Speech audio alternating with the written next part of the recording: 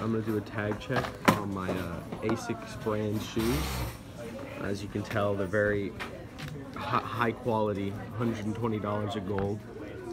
Let's have a deeper look though. As you can tell, these shoes are made in Vietnam with synthetic fiber and synthetic leather. That's neat.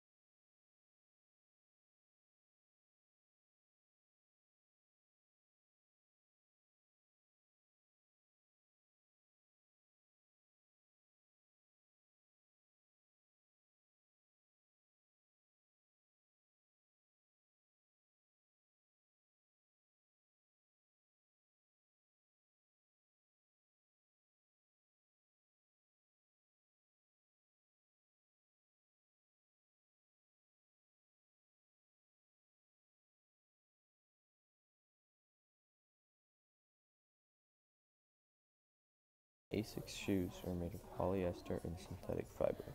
Polyester is made from ethylene glycol and an acid. Ethylene glycol is a compound primarily made of refined oil. When the acid is mixed with it, the machine pulls out the thin polyester strands. It is then chopped into small bits and remelted and pulled through small holes to make it fiber-like. It's then spun onto rolls similarly to cotton. It's then sent to a manufacturer to be processed. Synthetic leather is vinyl heated up onto textured paper. Synthetic leather is airtight, allowing it to be easily molded with suction. It is also waterproof, recyclable, and easy to make. Also, nothing dies in the process of making it. It's rolled into large rolls and sent to wherever it's needed. Both of these products are not biodegradable. They don't break down on land or in the ocean. This adds to microplastic and other environmental problems. They are both unable to be naturally dyed. The excess dye is usually dumped into nearby streams or rivers. About 70 billion gallons of oil are used each year to make polyester. The oil companies alone have a high CO2 emission, and the factories that make the polyester also have a high CO2 emission. There are many ways to combat pollution and excessive oil use. If you just throw clothes away, they'll end up in a landfill. Nike, Patagonia, and H&M take used clothes, but you're better off giving them to a thrift store. Thrift stores will first try to sell the clothes for a reduced price, and if they can't sell it, they will send it to be recycled.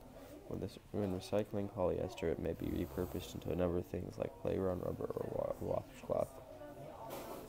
So, when you're in need of some clothes, consider getting used clothes, if you can.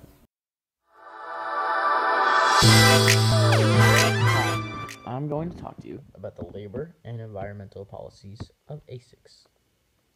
First, let's look at the labor policies that ASICS presents on their code of conduct on their website. Some of ASICS policies are restrictions against forced labor, abolition of forced labor, discrimination in both the employment and occupation, minimum age, worst forms of child labor. This sounds broad and in a perfect world situation.